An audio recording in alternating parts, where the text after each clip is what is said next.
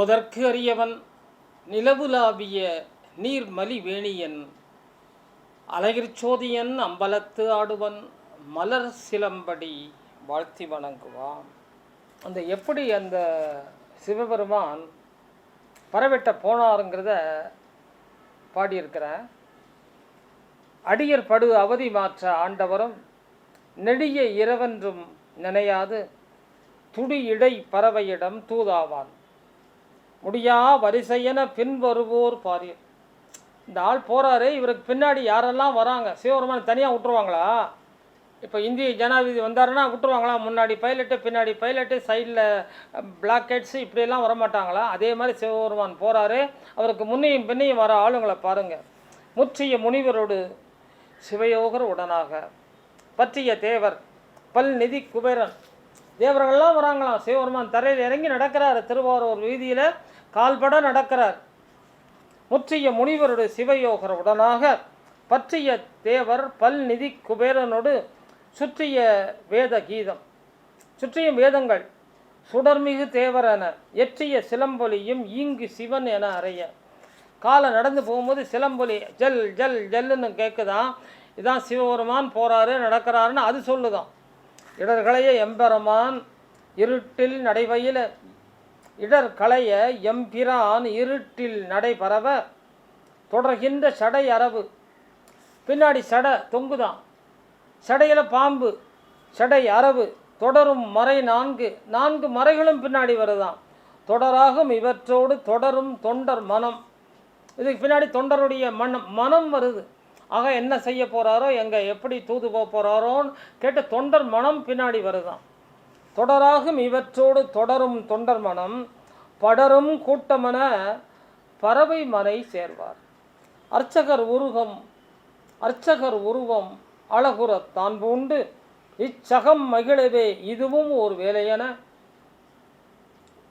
இவருக்கு இதுவும் ஒரு வேலை தானே வேணுமா? இவருக்கு இச்சகம் மகிழவே இதுவும் ஓர் வேலையென இச்சையொடு பறவையின் இல்ல கதவு தட்ட இச்சமயம் யாரென்று இளையவளும் நிற்க பெண்ணே பறவையளே நம்மவன் நல்லவன், பெண்ணே பறவையளே நம்மவன் நல்லவன், உன்னவனின் முன் அன்பை எண்ணி மனம் ஆறிடுவை. எவ்வளவு தூரம் உங்களோட அன்பாக இருந்தான் அதை நினச்சி மனத்தை ஆற்றுமா. அன்னவர் சங்கிலியை அணைத்திட காரணம் என்னவோ உம் வேலை சரியோ உம் செயலும். பறவை சொல் அன்னவர் அவ கேட்குறா. அன்னவர் சங்கிலி, ஆமாம் என் மேலே அன்பாக தான் இருந்தாரியா. அன்னவர் சங்கிலியை அணைத்திட காரணம் என்னவோ உம் வேலை. இது உம்மோட வேலை என்ன? இதில் நீர் எதுக்கு இங்கே வந்தீர்? சரியோ உம் செயலும், நீர் அர்ச்சகரை தான் உன் வேலையை பார்க்காம இவருக்கு தூது வந்திருக்கிறிய. பறவை சொல் பாரா முகமாகி பரமனும் இரவை இப்படியே கழிப்பது இழுக்காம. இல்லைம்மா, இந்த இரவை இப்படியே கழிக்காத. மரபை மனத்தண்ணி, புருஷனை விட்டு பெண்கள் தனியாக இருக்கப்படாது. மரபை மனத்தண்ணி அம்மகனை அனுமதிப்பாய் வரவிடுவாய் என் வார்த்தையை செவி மடுப்பாய். நான் சொல்கிறத கேளு, நான் பெரியவன், சொல்கிறத கேளுங்கிறார். அப்போ அந்த அம்மா பேசுகிறாங்க. ஒற்றையூர் பற்றான கற்ற இவருக்கு வற்றிய என் பாசம் சட்டன ஊற்றாச்சோ. என் மேலே பாசம் வத்தி போச்சே, திடீர்னு இப்போ ஊற்று கிளம்பிட்டுதோ. நெற்றிக்கண்ணனுமே வெற்றியிலா பெச்சரிந்து முற்றிய துயர் கொண்ட சுந்தரனிடம் திரும்ப இங்கே வரார். திரும்பிய தெய்வமும் நம்பியிடம் நடந்த கதை கூற விரும்பியது நடவாத நிலை கண்ட சுந்தரனும் அரும்பும் சினத்தில் அன்றியனை ஆட்கொண்டீர். அன்னைக்கு தடுத்து ஆட்கொண்டீர்கள். ஒரு கல்யாணத்தை நடக்கூடாமல் பண்ணீங்க. பெரும் புனல் அருள் எண்ணி பேதை என வாழ்கின்றேன். இன்று இது சொன்னீர், இன்னைக்கு முடியலன்னு சொல்லிட்டீங்களையா. அன்னைக்கு என்னை தடுத்தாட்கொண்டீர், ஒரு கல்யாணத்தையும் நடக்க விடாமல் பண்ணீங்க. திரும்ப திருவொத்தியில் நீங்கள் தான் கல்யாணத்தையும் பண்ணி வச்சீங்க. இப்போது பறவை இந்த மாதிரி சொல்லிட்டாங்கன்னு வந்து சொல்கிறீங்களே, எப்படி அது? உமையே நம்பினேன், நன்று என நம்பினேன், எனக்கு இது பதிலோ. கன்று கதறுவதை கண்ணுதலான் காண்கின்றான். கன்று கதறுவதை கண்ணுதலான் காண்கின்றான். மீண்டும் ஒரு தூது. மேதினி வாழ வைக்க ஈண்டு அவர் தோற்றம் மாற்றாதே செல்ல பண்டு புண்ணியத்தால் பறவையும் பரமன் கண்டு. இப்போது அவரை எந்த விதமான அர்ச்சகர் வேஷத்தில் போனார் இல்லையா, இப்போ அர்ச்சகர் வேஷம்லாம் ஒன்றும் வேலைக்கு ஆகாதுன்ட்டு சிவபெருமானவே போகிறார். திரும்பவும் கதவை தட்டுறாரு. அந்த அம்மா வெளியே பார்த்தா சிவபெருமான் நிற்கிறார். ஐயோ நீங்களா? இது நான் இல்லைம்மா, ஏற்கனவே வந்தேனே, அதுவும் நான் அந்த அம்மாங்கிறார். ஏற்கனவே நான் வந்தேன்ல அர்ச்சகரா, அதுவும் நான் அந்த அம்மா. ஐயையோ நீங்கள் அப்போ வந்தது சிவபெருமானு எனக்கு தெரியாமல் போச்சுதியா, நீங்கள் சொல்லியிருக்கலாமே, உங்களை இப்படி அலைய வச்சுட்டேனே, சுந்தரரை வர சொல்லுங்கள்னு உடனே சொல்லிட்டா. இப்போது இந்த காட்சியை சேக்கிழார் சொல்கிறாரு. மாலும் அயனும் மகாவிஷ்ணுவும் பிரம்மாவும் இறைவனது அடி முடி தேடி யுகம் யுகமாக அலைந்தார்களே, அவங்கெல்லாம் ஏயா அங்கே அலைஞ்சாங்க? திருவாரூர் இந்த தேரோடும் வீதிக்கு வந்திருக்கலாமே. சிவபெருமான் பாதம் பட்டு நடந்த இந்த வீதியை தொட்டு பார்த்துட்டு இங்கே தான் நீ உன்னுடைய கால் பட்டதுன்னு காமிக்கலாமே. சரி, காலை அவங்க காமிச்சிட்ட திருவடியை திருவாரூர் வீதியில் காட்டின, அவருடைய முடி இங்கே காமிக்கிறது. பறவை வீட்டு வாசல் கதவுல அவருடைய திருமுடி பட்டி இருக்குமே, அதை காமிக்கலாமே அப்படின்னு சொல்கிறார். அப்போது சாதாரண ஒரு மனிதனுக்காக, தனது அடியனுக்காக, தனது தோழனுக்காக அந்த நெடிய இரவில் 2 தடவை தூது போனாரே, அந்த செய்தியை நாம் எப்படி எடுத்துக்கலாங்கிறீங்க? இவருக்கு என்ன வேண்டாத வேலையா? இல்லை சிவபெருமானுக்கு இதுதான் வேலையா? தோழருக்கு இப்படியெல்லாம் உதவலாமா நாம்? அப்படிங்கிற செய்தியெல்லாம் நம்ம இதிலிருந்து எடுத்துக்கலாம். ஆனால் நமக்கு இது பரமன் செய்த ரொம்ப அழகான காரியம்னு நினைக்கிறோம். இன்னொரு அடியன் இருந்தான். ஏயர் நாட்டில் தலைவராக ஒரு ராஜா, ஏயர் ஹோன் கலிக்காமர்னு அவர் பேர். மிகச்சிறந்த சிவனடியர். மானக்கஞ்சாரர்னு ஒரு நாயன்மார், அவருக்கு ஒரு அந்த மகளை கல்யாணம் பண்ணிக்கிட்ட பெருமகனார். கல்யாணத்துக்கு முதல் நாள் தன்னுடைய முடியை கொடுத்த பெண் அந்த பெண். அப்படிப்பட்ட பெண்ணை மனைவியாக அடைந்த கணவனாகிய ஏயர்ஹோன் கலிக்காமன் ஏயர் நாட்டில் தலைவர். அவரும் சுந்தரரும் ஃப்ரெண்ட்ஸ் தான். சுந்தரரும் ஒரு சிவனடியார், ஏயர்ஹோனும் ஒரு சிவனடியார். 2 பேரும் ரொம்ப அருமையான நண்பர்கள். ஸோ சிவனடியாரும் நண்பர்களாக இருக்கிறது ஒன்றும் பெரிய செயல் இல்லையே. நண்பர்கள். இதில் செய்தி வருது. இந்த ஊடகங்கள், வாட்ஸ்அப்பு, ஃபேஸ்புக்கு இதெல்லாம் இல்லாத காலம் அந்த காலம். ராத்திரியில் சிவபெருமான் பறவையாரிடம் சுந்தரருக்காக 2 முறை தூது போனாருங்கிற செய்தி கலிக்காமர் காதில் விழுது.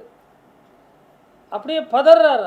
ஆகா சுந்தரா, உனக்காக ஆஃப்டர் ஆல் உனது காதல் வெற்றி பெறணுங்கிறதுக்காக, மனைவிட்ட நீ சேர்ந்து வாழணுங்கிறதுக்காக பெருமானை நோகடித்தாயா? அந்த ராத்திரியில் 2 தடவை அவரை நடக்க வச்சையா? எப்படா அது என்ன சரியா? Is it correct? அப்படின்னு கதறாரு, குமுறாரு, அழுறாரு. என்ன பண்ண நீ? என்ன பாரு, எங்கே நான் வந்தேன்னா என்ன செய்வேன் தெரியுமா? இப்படிலாம் குமுறார். நீ எனக்கு ஃப்ரெண்டே இல்லை, நான் உன்னை அவ்வளவு மதிப்பாக வச்சுருந்தேன், நீ இந்த வேலை பண்ணிட்டிய. உண்மை, நீ எனக்கு நண்பன் இல்லை, நீ இந்த பக்கம் வா, நான் உன்னை என்ன செய்கிறேன் பாருன்னு கொதிக்கிறார். இந்த மாதிரி ஏயர்ஹோன் கலிக்காமன் கொதிக்கிறத சிவபெருமான் பார்க்குறார். ஆக ஒரு நண்பன் தவறு செய்தான்னு இந்த இது பண்ணுறைய சிவபெருமான அவன் என்ன பண்ணிட்டான்? நான் தானே போய் வாலண்டியராக போய் அவனுக்கு ஹெல்ப் பண்ணேன், இதில் என்னப்பா தப்பு? அமைதியாருன்னு சொல்கிறாரு. கேட்க மாட்டேன். இல்லைங்க, நீங்கள் என்ன சொன்னாலும் நான் இதை கேட்க மாட்டேன். சிவபெருமான்ட்ட சொல்கிறார், உங்களை அப்படி படுத்தியிருக்கக்கூடாது அவன். இப்போ என்ன தான் பண்ணுறேன்? இல்லைங்க, அவன் வரட்டும், சுந்தரர் வரட்டும், அவன் இனிமேல் எனக்கு ஃப்ரெண்டு கிடையாது, இனிமேல் என்னுடைய நண்பன் அல்ல, அவன் இங்கே வரட்டும், நான் என்ன செய்கிறேன் பாருங்கிறார்.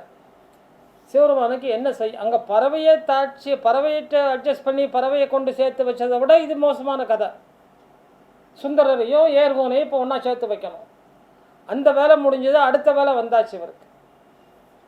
பார்த்தார். இதை வந்து இப்படி பண்ணால் நமக்கு சரிப்பட்டு வராது, சொன்னால் அவன் கேட்க மாட்டான்ட்டு அவனுக்கு சூளை நோயை கொடுக்குறார். சிவபெருமானுக்கு தெரிஞ்சதெல்லாம் அதுதானே. நின்ற நெடுமாறன் சமணத்திலிருந்து சைவம் மாறுறதுக்கு சூளை நோயை கொடுத்தாரு. நாவுக்கரசு பெருமான் சமணத்திலிருந்து சைவம் மாறுறதுக்கு சூளை நோயை கொடுத்தாரு. இப்போ இது 3வது இடம். இவருடைய நட்பு வாழ்வதற்காக இவருக்கு சூளை நோயை கொடுத்து ஏர்கோன் கலிக்காமனுடைய கனவுலையும் போய், எப்பா உனக்கு சூளை நோயை கொடுக்குறான், நான் கொடுக்கின்ற சூளை நோய் தானாக தீராது, மந்திரத்தால் தீராது, மருத்துவத்தால் தீராது, சுந்தரர் பெருமான் வந்தால் உன்னை தொட்டால் அது தீர்ந்துரும்னார். இவருக்கு மேலும் உப்பம், சூளை நோயே வந்துட்டுது. சூளை நோய் அவரால் தான். நான் யாரை வந்து எனக்கு வேண்டாதவன் நினச்சிக்கிட்டு இருக்கிறானோ, யாரை எனது பகைவன் என்று நினைத்து கொண்டிருக்கிறானோ, அந்த பகைவன் வந்தால்தான் சூளை தீருங்கிறையப்பா, இது சூளையை விட கொடுஞ்சூளையாக இருக்கே அப்படிங்கிறாரு. நான் இதை தாங்கவே மாட்டேன், சிவபெருமானே நீங்கள் செய்கிற காரியம் சரியில்லை. இப்போ எனக்கு இந்த சூளையை போக்குறதுக்கான வழி எனக்கு தெரியும், நான் சூளையை நானே போக்கிக் கொள்கிறேன், இங்கே சுந்தரர் வர வேணாம் அப்படின்னு தன்னுடைய உடைவாளை உருவுகிறார், வயிற்றில் கொத்திக்கிறார், இறந்து கீழே விடுகிறார். அப்போது ஆளும் போயிட்டாரே, சூளையும் போச்சுல்ல. அவர் சொன்னது சரிதானே, சூளையும் போகும், சூளையோடு சேர்ந்து நானும் போயிடுவேன்னார். போயிட்டார். இவரை தேடி சுந்தரர் வந்து கொண்டிருக்கிறார் இவங்க ஊருக்கு. இவர் இறந்து பட்டிருக்கிறார், இறந்து கிடக்கிறார். அந்த மனைவியார் பார்த்து அந்த அம்மா குமரி அழுறாங்க, ஐயையோ போயிட்டாரே இவரன்ட்டு. தானும் தனது உயிரை மாய்த்து கொள்ள தயார் நிலையில் இருக்கிறாங்க அவங்க. செய்தி வருகிறது, சுந்தரர் ஊர் எல்லைக்கு வந்தாச்சுன்ட்டு. சுந்தரர் பெருமானா நம்ம பார்க்கறதுக்கு வராரா? ஏர்கோன் கலிக்காமரை பார்க்கறதுக்கு வராரா? ஐயோ அவர் இறந்து பட்டிருக்கிறாரே, என்ன இது, அவரை வரவேற்பது எப்படி வரவேற்கணும் அப்படின்னு சொல்லி அந்த இறந்தவர் உடலை அப்படியே விட்டுவிட்டு தனது வருத்தங்களை எல்லாம் மூட்டை கட்டி ஒரு பக்கத்தில் வச்சுட்டு கண்ணீரை எல்லாம் துடைத்து கொண்டு வாசலில் போய் நிற்கிறாங்க இந்த அம்மா. மானக்கஞ்சாரர் பெற்றெடுத்த மகள். சுந்தரருக்கு அங்கே பூரணகும்ப மரியாதையோடு வரவேற்று கொண்டு வராங்க, வீட்டுக்குள்ளே கூட்டிகிட்டு வராங்க. இந்த அம்மாவும் வரவேற்று உள்ளே அழைக்கிறாங்க. வந்த சுந்தரர் கேட்குறார், எங்கே ஏர்கோனை காணோம்? இல்லை அவர் ஒருவரங்க உள்ளே இருக்கிறார். வரும் என்ன சொல்வது, இறந்து பட்டார்னு சொல்ல முடியல, ஆனால் அவருக்கு ஏதோ தெரியுது, இங்கே ஏதோ நடந்திருக்குது அப்படின்ட்டு. அவர் உதவாருங்கிறாங்க. என்ன நடந்தது சொல்லுங்கள், எங்கிட்ட சொல்லுங்கன்னு பதறார் சுந்தரர். யாருமே அங்கே வந்து அதை சொல்வதற்கு தயாராக இல்லை. அவர் விரைந்து அந்த மனைக்குள்ளே செல்கிறார், அவருடைய அறைக்குள்ளே செல்கிறார், பார்க்கிறார், வீழ்ந்து கிடக்கிறான் ஏர்கோன் கலிக்காமன். வயிற்றில் வாள் பாய்ந்திருக்கிறது, ரத்தம் ஆறாக பெருகி ஓடுகிறது. என்ன செய்யணும் தெரியல சுந்தரருக்கு. பெருமானே இது என்ன காரியம், என்னால் நான் செய்த தவறுக்காக தன்னையே மாய்த்து கொண்டானே இந்த கலிக்காமர், இது சரியா? எல்லாம் அவருக்கு நீ சூளை நோய் கொடுத்தது சரியான சிவபெருமான திட்டம். எல்லாரும் திட்டுறதுன்னா ஒரு ஆள்னா அவர் தானே. என்ன பண்ணுன்னு தெரியல சுந்தரருக்கு. அந்த வாளை உருவுகிறார், தனது கழுத்தை அறுக்கப் போகிறார். அங்கே எல்லாரும் ஐயோ குய்யோ முறையோன்னு கத்திட்டு அந்த வாளை பிடிக்க வர்றதுக்குள்ளே கீழே இறந்து கிடந்த கலிக்காமர் எழுகின்றார். எழுந்து சுந்தரர் கையை பிடிக்கிறார். என்ன காட்சி பாருங்கள். இறந்து கிடந்த சுந்தரரது நண்பரை, ஏர்கோன் கலிக்காமரை, தனது நண்பன் தனது கழுத்தை அறுத்து கொள்வானோ என்று நினைக்கின்ற அந்த உயிரற்ற பிணமும் எழுகிறது சிவனருளால். எழுந்து நின்று அவர் கையை பிடிக்கிறார். அங்கே இறைவன் காட்சி கொடுக்குறான். எல்லாமே சரியாகுது. எல்லாரும் மகிழ்ச்சியோடு இருக்கிறாங்க. அங்கேருந்து திருப்பூன்கூர் போய் இறைவனை வழிபட்டு பதிகம் பாடுகிறார்கள். அந்த பதிகத்திலே ஏர்கோன் கலிக்காமனது பெயரை பதிவு செய்கிறார் நம்முடைய சுந்தரர் பெருமான். இப்படியான நிகழ்வுகள் தான் சுந்தரரது வாழ்க்கையில் நாம் பார்த்தோம். அடுத்தாக்கில் சேரமான் பெருமான். இவர் ஒரு இனிய நண்பர். யாருக்கு? சுந்தரருக்கு.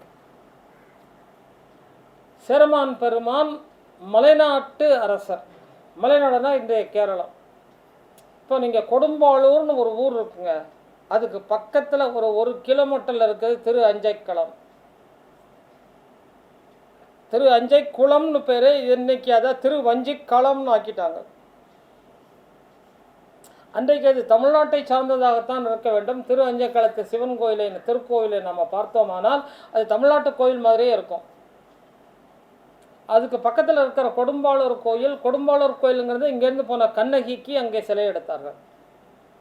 கண்ணகிக்கு அங்கே கோவில் எடுத்தார்கள். அந்த கோவில் தான் கொடும்பாளூர் பகவதி. இங்கே நம்ம கண்ணகிங்கிறோம், அங்கே பகவதிங்கிறாங்க. அப்போ அதுவும் தமிழ்நாட்டு தெய்வம் தானே. அப்போ இதுக்கு பக்கத்தில் அந்த சேரமான் பெருமான், அவர் அந்த நாட்டு ராஜா. அந்த நாட்டு ராஜா என்ன பண்ணுவார், அரசர் அன்றாடம் பெரிய சிவச்சரி செல்வர். அவர் பேர் மகோதயார்னு பேர், மாக்கோதையார்னு பேர், திருமாக்கோதையார்னு பேர். அவர் மகோதைங்கிற இடத்துல இருந்து நந்தவனம் அமைத்து பூவை கட்டி அன்றாடம் இறைவனுக்கு மலர் கைங்கரியம் பண்ணிக்கிட்டு இருந்த பெரியவர். அவர் அரசன் துறவரம் பூண்டான். எனவே அந்த அரசை ஏற்கின்ற ஒரு நிலைமை வந்தது. அங்கே போய் ராஜாவாயிட்டார். ராஜாவானாலும் கூட இறைவனுக்கு தொண்டு செய்வதையே தனது வாழ்நாள் பெரும் கைங்கரியமாக அதை பண்ணிக்கிட்டு இருந்தார். இவருக்கு அன்றாடம் இறைவனை காலையில் பூஜை பண்ணி நடராஜ பெருமானை வணங்குகிற ஒரு கொள்கை. அந்த கொள்கையின் முடிவில் இறைவன் தனது கடல் ஒலியை, சிலம்பொலியை இவருக்கு சத்தமாக கொடுப்பான். அப்போ தான் பூஜை முடிந்தது, நிறைவு பெற்றதுன்னு அன்றாடம். அவ்வளவு சிறந்த அடியர், அவ்வளவு சிறந்த பக்தர். ஒரு நாளைக்கு நேரம் ஆகிட்டே இருக்குது, இந்த சிலம்பொலி கேட்கல. இவர் பூஜை நடந்துக்கிட்டே இருக்கிறார். சிலம்பொலி கேட்கறது உடனே நிறுத்தணும், பூஜையை முடியலை. என்ன ஆயிடுச்சு, நான் என்ன தவறு செய்தேன், ஏன் எனக்கு இன்று சிலம்பொலி இல்லை என்று கதறுகிறார், குமுறுகிறார், அழுகிறார், பதறுகிறார். என்ன பண்ணுறாரு, சரி அவ்வளோதான், இனிமேல் இறைவன் வரமாட்டான்னு சொல்லி தனது இடைவாளை உருவி கழுத்து அறிகின்ற நேரத்திலே இறைவன் சிலம்பொலி காட்டார். ஜல் ஜல் ஜல் ஜல்னு சிலம்பொலி. உடனே இவர் இறைவனை வணங்கி பூஜையை நிறைவு செய்கிறார். இறைவன்கிட்ட கேட்குறார், ஏன்பா இன்னைக்கு உன்னுடைய சிலம்பொலி தாமதம்? இறைவன் சொல்கிறான், நான் சிதம்பரத்தில் இருந்தேன்ப்பா. சிதம்பரத்தில் சுந்தரர் பெருமான் ஒரு பதிகம் பாடினார், தில்லை அம்பலத்தான் சன்னதியில். அதில் என்னை மறந்தேன், உனக்கு சிலம்பொலி தர மறந்தேன், தாமதம். இவருக்கு ஒன்றுமே புரியல. சுந்தரரா, யார் இவர்? அவர் தமிழா? அதை கேட்டு இறைவன் பேதலிக்கிறானா? அதை கேட்டு தன்னை இழக்கிறானா இறைவன்? அப்போ அந்த சுந்தரனை நாம் பார்க்கணுமேன்ட்டு பார்க்குறார்.